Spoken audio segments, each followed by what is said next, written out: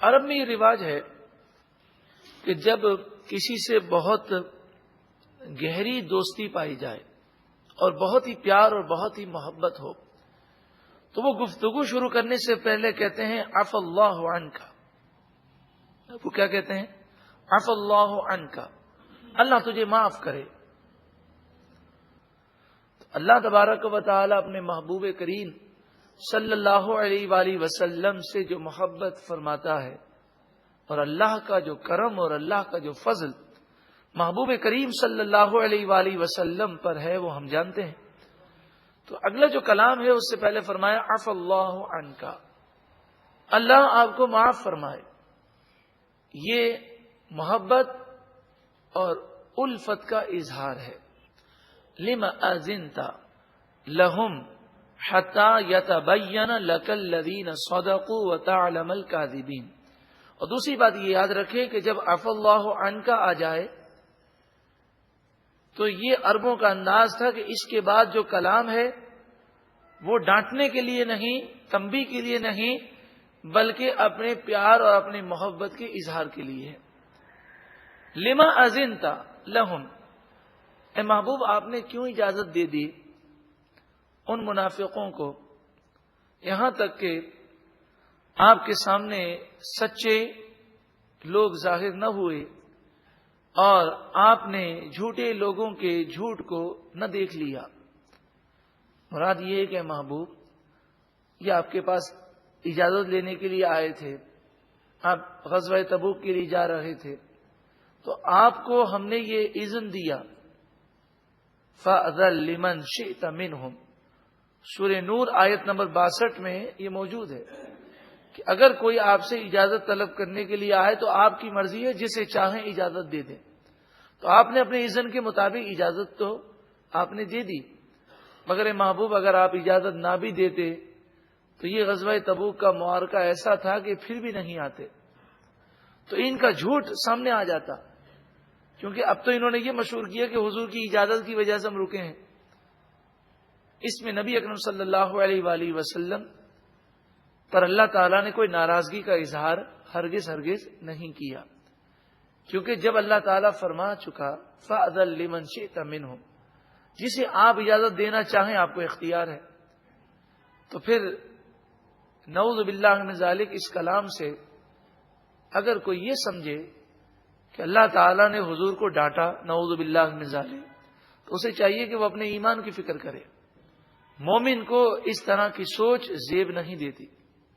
لا یستأذنک الذین یؤمنون باللہ والیوم الآخر، جو لوگ اللہ اور آخرت پر ایمان رکھتے ہیں وہ کبھی بھی آپ سے اجازت یہ طلب نہیں کریں گے ان یجاہدوا باموالہم وانفسہم، کہ وہ اللہ کے راہ میں اپنے مال اور اپنی جان سے جہاد نہ کریں.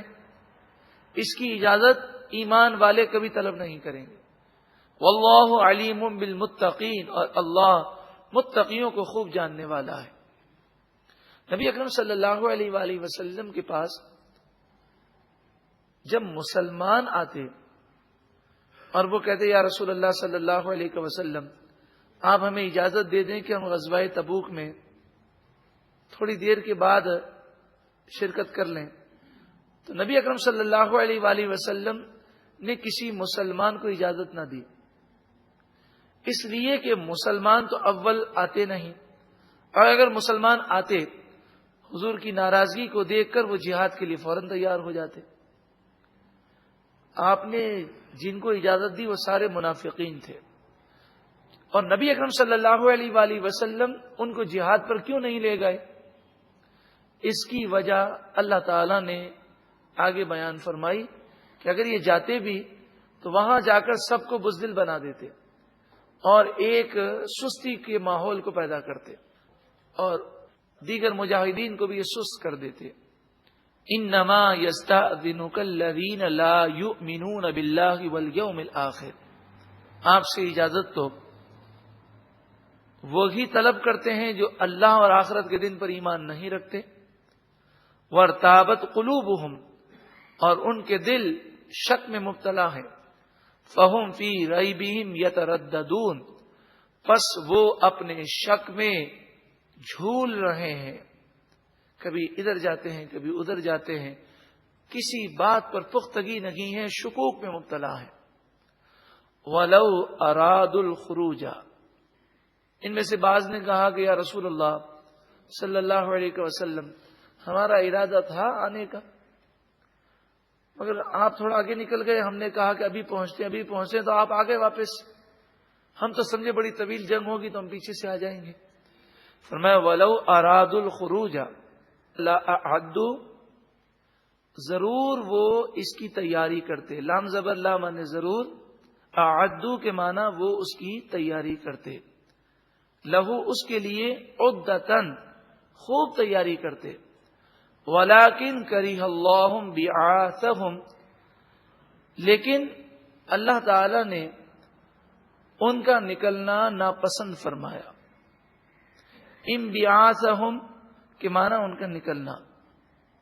فثبتهم، پس اللہ نے ان پر سستی کو غالب کر دیا. وقیل اقعدوا مع القاعدین، اور ان سے کہا گیا کہ بیٹھنے والوں کے ساتھ بیٹھ جاؤ. تو یہ عورتوں اور کمزوروں کے ساتھ مدینے میں رہ گئے. لو خرجوا فیکم ما زادوکم الا خبالا، اگر وہ نکلتے تمہارے ساتھ تو ضرور تمہارے نقصان میں اضافہ کرتے. وَلَأَوْدَعُوا خِلَالَكُمْ، اور تمہارے درمیان پھوٹ ڈال دیتے، نفرتیں پیدا کرتے.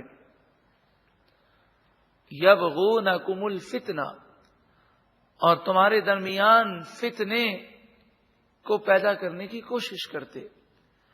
اگر یہ نکلتے تو نکل کر خود بھی سستی کا مظاہرہ کرتے، دوسروں کو سست بناتے، چغلیاں اور غیبتیں کر کے آپس میں لڑائی کروا دیتے، کیونکہ سفر بڑا لمبا ہے. اور اس سے پہلے منافقوں کی حرکتیں سامنے تھیں کہ جب یہ غزوہ احد کے موقع پر نکلے تھے تو یہ 300 تھے، مسلمانوں کی تعداد 700 تھی، کل ملا کر یہ 1000 ہوئے. اور جب وہ میدان غزوہ احد پہ پہنچے اور جنگ شروع ہوئی اور اپنے عروج پر پہنچی تو یہ 300 بھاگنے لگے، جس کی وجہ سے مسلمانوں کے حوصلے پست ہونے لگے. تو ایسی ہی حرکتیں وہ اس سفر میں بھی کرتے.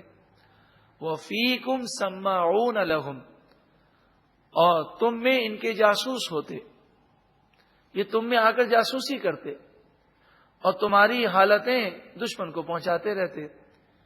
اب بتائیے ان آیتوں کی روشنی میں کیا رسول اللہ صلی اللہ علیہ وآلہ وسلم کا یہ فیصلہ کہ آپ نے انہیں جہاد میں نہ جانے کا اجازت دے دی، انہوں نے اجازت مانگی اور آپ نے کہا ٹھیک ہے مت آؤ، تو یہ آپ کا فیصلہ بالکل وحی کے مطابق تھا، اس کی حکمتیں آپ جانتے تھے.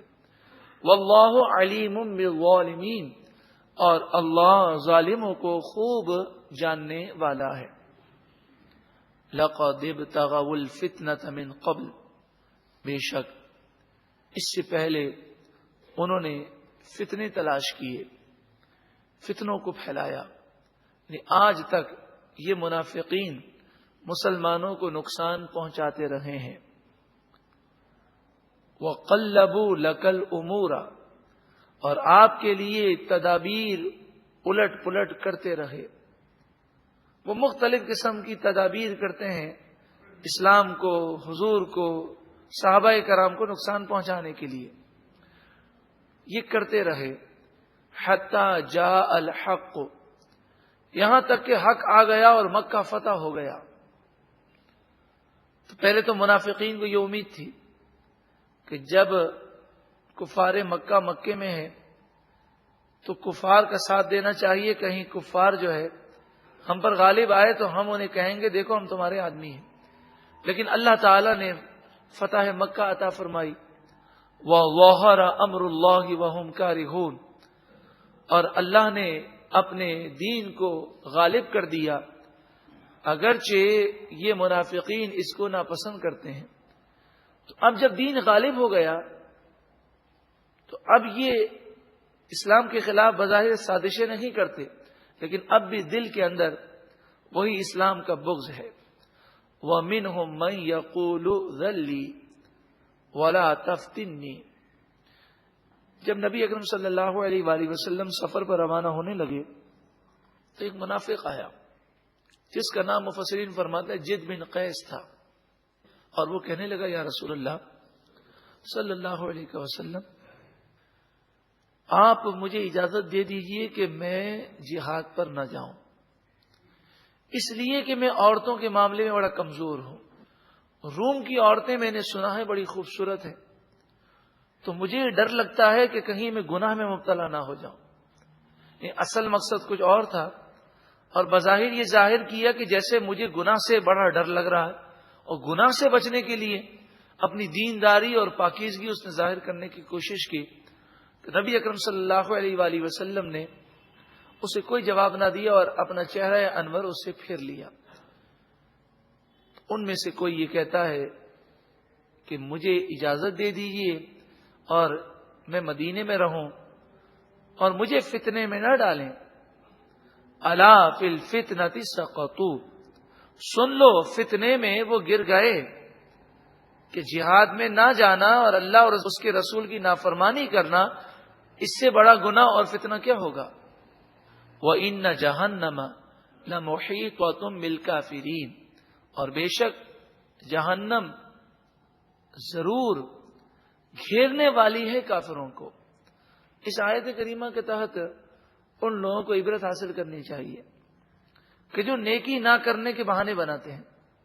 ارے بھائی نماز تو وہ پڑھے جو پاک ہو، ہم تو گناہگار ہیں، ہم اللہ کی بارگاہ میں کہاں کھڑے ہونے کی طاقت رکھتے ہیں۔ تو استغفر اللہ، تو اللہ کی بارگاہ میں کھڑے رہنے کی طاقت نہیں رکھتے، اور یہ ساری باتیں بہانے ہیں۔ کبھی کہیں گے ارے یہ نماز پڑھتے ہیں، ان کے دل کہاں صاف ہیں۔ آدمی کا دل صاف ہونا چاہیے، باقی نماز کی تو خیر ہے، نعوذ باللہ من ذالک۔ کبھی کہیں گے یہ قربانی میں اتنے ہزاروں روپے لوگ خرچ کر دیتے ہیں، فضول خرچیاں ہیں، غریبوں کی مدد کرنی چاہیے۔ اور پھر انہی کے یہاں بیٹے کی شادی ہوگی تو ہزاروں روپے خرچ کر دیں گے، لاکھوں روپے بہا دیں گے۔ تو ان کو سادگی سے شادی کر کے وہ رقم غریبوں کو دینے کی سوچتی نہیں ہے۔ زکوٰۃ دیتے وقت یا خصوصاً قربانی کرتے وقت انہیں یہ خیال آتا ہے یہ قربانی کرنا تو پیسے کا ضیاع ہے، نعوذ باللہ من ذالک، اس سے غریبوں کی مدد کر لینی چاہیے۔ تو غریبوں کی مدد، قربانی بھی کریں اور غریبوں کی مدد بھی کریں۔ اور ہم نے تو یہ دیکھا کہ جس نے اخلاص کے ساتھ قربانی کی، اللہ تعالیٰ نے اسے اتنا مال دیا کہ وہ پورے سال غریبوں کی مدد کرتا ہے، اور اسے اللہ تعالیٰ نے دل بھی دیا۔ تو نیت میں اخلاص ہونا چاہیے، چاہے وہ 10 قربانیاں کریں کہ 20 قربانیاں کریں، ہمیں کیا حق پہنچتا ہے کہ ہم کسی پر اعتراض کریں۔ انما الاعمال بالنیات، اعمال کا دار و مدار نیتوں پر ہے، ہم کسی پر کیا بدگمانی کر سکتے ہیں؟ کیا معلوم کسی کی کیا نیت ہو اور کتنا اخلاص ہو۔ حضرت عثمان غنی رضی اللہ تعالیٰ عنہ سب کے سامنے کھڑے ہو کر اسی غزوہ تبوک میں آپ نے اعلان کیا کہ 30,000 مجاہدین روانہ ہو رہے ہیں، 10,000 مجاہدین کا خرچہ میں دوں گا۔ پھر آپ کھڑے ہوئے اور فرمایا اس کے علاوہ 1,000 دینار یعنی 4.5 کلو سونا میں دوں گا۔ پھر آپ کھڑے ہوئے اور آپ نے فرمایا کہ میں 900 اونٹ بھی دوں گا، 100 گھوڑے بھی دوں گا اس کے علاوہ۔ تو یہ سب آپ نے سب کے سامنے کہا، تو کیا کوئی کہہ سکتا ہے آپ نے ریاکاری کی؟ آپ کے دل میں اخلاص تھا، اور آپ کا مقصد یہ بھی تھا لوگوں کو ترغیب ہو۔ صدیق اکبر رضی اللہ تعالیٰ عنہ سارا مال لے کر آئے اس غزوے میں، اور آپ نے کہا کہ اللہ اور اس کے رسول کا نام اور اللہ اور اس کا رسول ہمارے لیے کافی ہے، باقی سب کچھ میں نے اللہ کی راہ میں پیش کر دیا۔ 4,000 درہم ٹوٹل آپ کی مالیت تھی، اور حضرت عمر فاروق رضی اللہ تعالیٰ عنہ آپ 20,000 درہم لے کر آئے، لیکن وہ حضرت صدیق اکبر کے کل مال کا نصف تھا۔ یعنی حضرت صدیق اکبر نے کل مال دیا اور حضرت فاروق اعظم نے 40,000 درہم میں سے 20,000 درہم دیے۔ تو مالیت نہ دیکھی گئی بلکہ یہ دیکھا گیا کہ صدیق اکبر نے کل مال دیا ہے اور فاروق اعظم نے اپنا آدھا مال دیا ہے۔ لیکن صدیق اکبر نیکیوں میں سبقت لے گئے. تو صحابہ کرام کی یہ اعمال ہمیں بتاتے ہیں کہ جب ہم ریاکاری کی بات کرتے ہیں تو کسی پر تنقید نہیں ہے، خود اپنی اصلاح کرنی ہے. ہم یہ دیکھ لیں کہ اللہ ہماری نیتوں کو جانتا ہے. اگر ہماری نیت اچھی ہے تو لوگوں کی ملامت کا کوئی خوف نہیں، اور اگر نیت بری ہے تو پھر پیسے کا ضیاع ہے اور ریاکاری کا الٹا گناہ بھی ہوگا. اللہ تعالی ہمیں نیتوں کی اصلاح عطا فرمائے. ان تصبک حسنۃ تسؤہم، اگر تمہیں کوئی بھلائی پہنچے تو ان منافقوں کو برا لگتا ہے، یعنی فتح مل جائے تو انہیں بڑا افسوس ہوتا ہے کہ ہم تو جہاد میں نہ گئے، انہیں فتح مل گئی، مال غنیمت مل گیا. وَإِن تُصِبْكَ مُصِیبَةٌ، اور جب تمہیں کوئی مصیبت آتی ہے، شکست ہو جائے، نقصان ہو جائے، تو منافق بڑے خوش ہوتے ہیں اور کہتے ہیں اچھا ہوا ہم جہاد میں نہ گئے. یقولو، وہ کہتے ہیں قد اخذنا امرنا من قبل، ہم نے تو اپنا معاملہ پہلے ہی ٹھیک کر لیا، ہم نے تو بڑی سمجھداری کا مظاہرہ کیا، پہلے ہی دیکھ لیا کہ حالات کس رخ پر جا رہے ہیں. وَيَتَوَلَّوْا وَهُمْ فَرِحُونَ، اور وہ خوشیاں مناتے ہوئے پلٹ جاتے ہیں، بڑے خوش ہوتے ہیں. قل، اے محبوب آپ فرمائیے لن یصیبنا الا ما كتب اللہ لنا، ہمیں وہی مصیبت پہنچتی ہے جو اللہ نے ہمارے لیے لکھ دی. ہوا مولانا، وہ ہمارا مولا ہے. تو مصیبتیں امتحان کے لیے ہیں، اور ان آزمائشوں سے ہمارے درجات اور بلند ہو جاتے ہیں. وَعَلَى اللَّهِ فَلْيَتَوَكَّلِ الْمُؤْمِنُونَ، اور اللہ ہی پر مومنوں کو بھروسہ کرنا چاہیے. قل، اے محبوب آپ فرمائیے هل تربصون بنا الا احدى الحسنيين، تم ہمارے لیے دو میں سے ایک خوبی کا انتظار کرتے ہو. اگر فتح ہو جائے تو ہم غازی ہیں، شکست ہو جائے تو ہم شہید ہیں. تو مسلمان کے لیے دونوں صورتوں میں خوبی ہی خوبی ہے. تو میں اے منافقوں، تم کس چیز کا انتظار کر رہے ہو؟ دو خوبیوں میں سے ایک خوبی ہمارے لیے.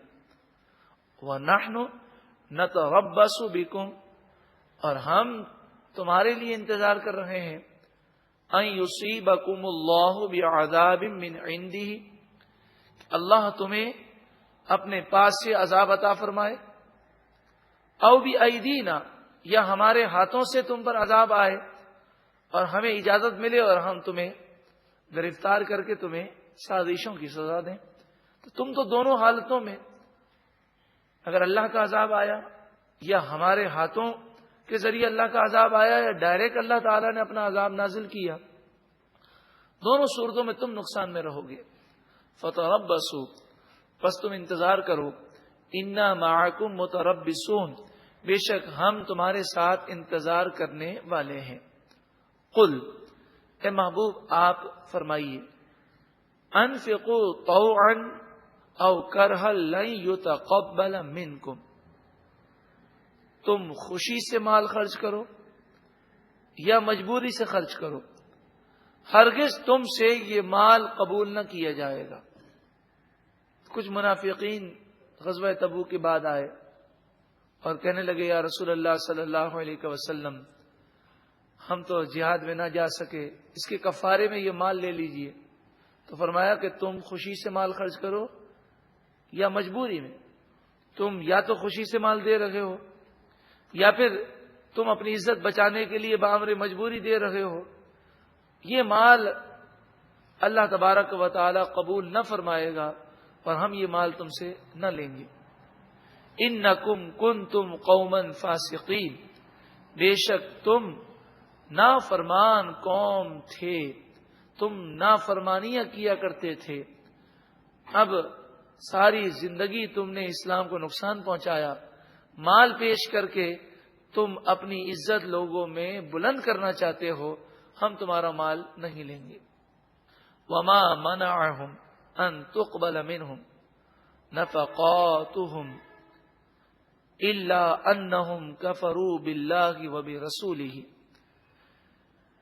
ان لوگوں نے جو مال خرچ کرنے کی خواہش کا اظہار کیا وہ رد کیوں کر دیا گیا؟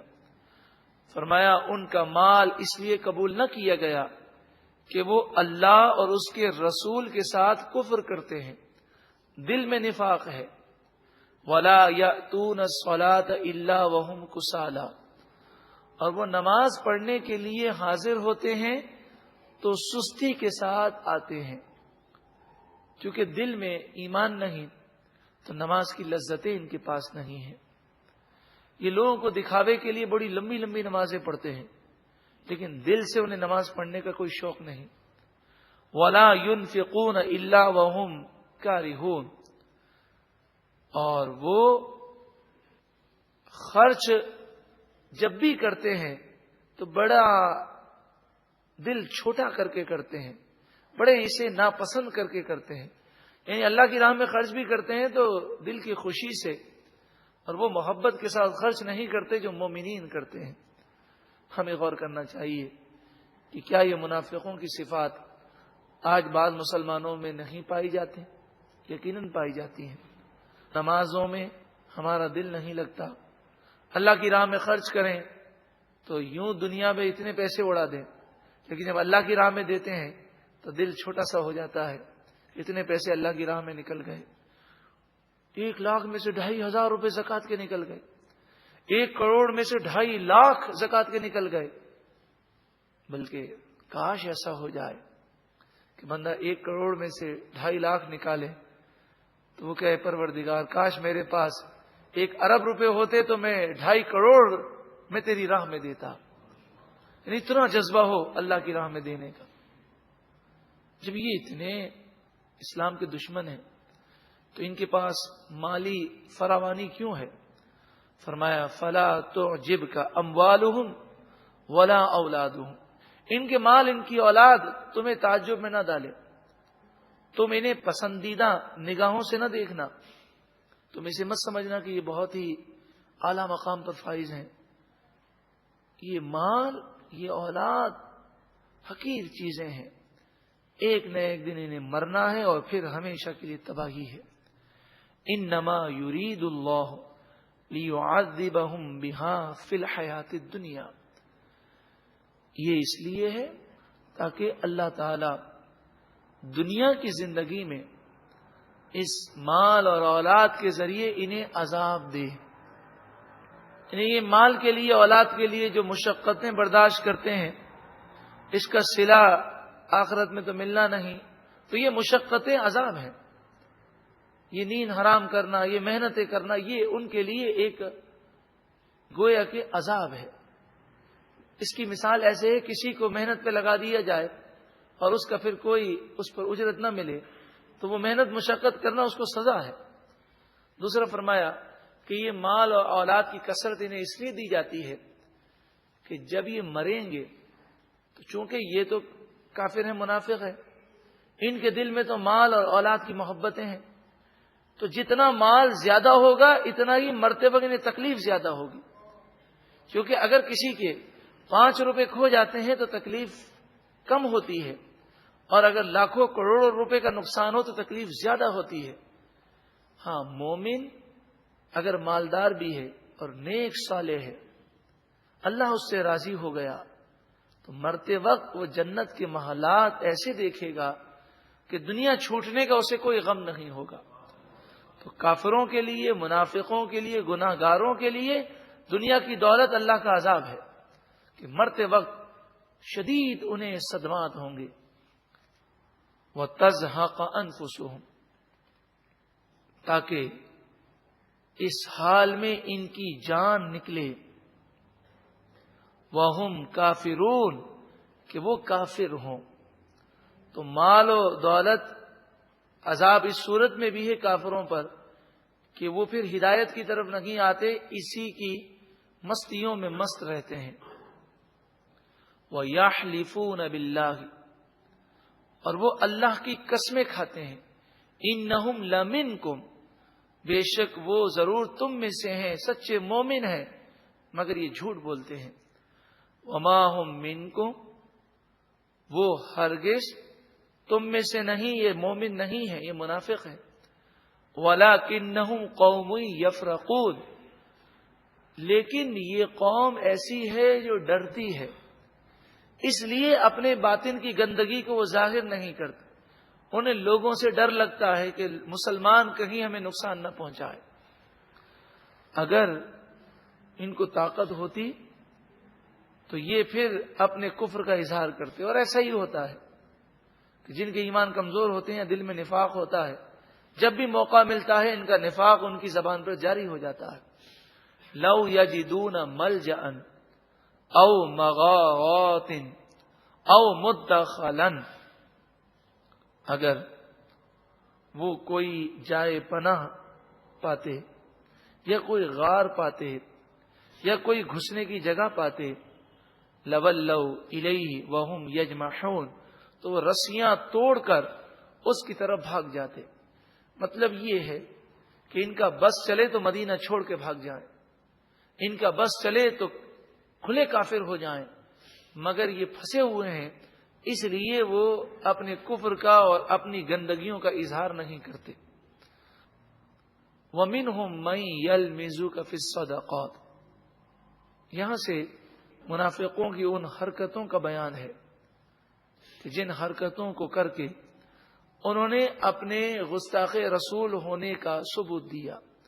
حضور صلی اللہ علیہ وآلہ وسلم کی توہین، بے ادبی اور گستاخیاں جو منافقوں نے کی، اور منافقوں کے دلوں میں حضور کی تعظیم و توقیر نہ تھی، اس کا بیان یہاں سے شروع ہو رہا ہے. ارشاد فرمایا وَمِنْهُمْ مَن يَلْمِزُكَ فِي الصَّدَقَاتِ، اور ان منافقوں میں سے بعض وہ ہیں جو آپ کو طعنہ دیتے ہیں صدقات کے بارے میں. فَإِنْ أُعْطُوا مِنْهَا رَضُوا، پس اگر اس میں سے انہیں کچھ دیا جائے تو وہ خوش ہو جاتے ہیں.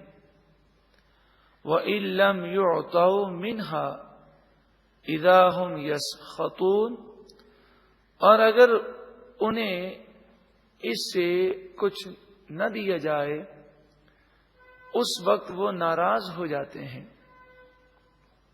وَلَوْ أَنَّهُمْ رَضُوا مَا آتَاهُمُ اللَّهُ وَرَسُولُهُ، اور اگر وہ راضی ہوتے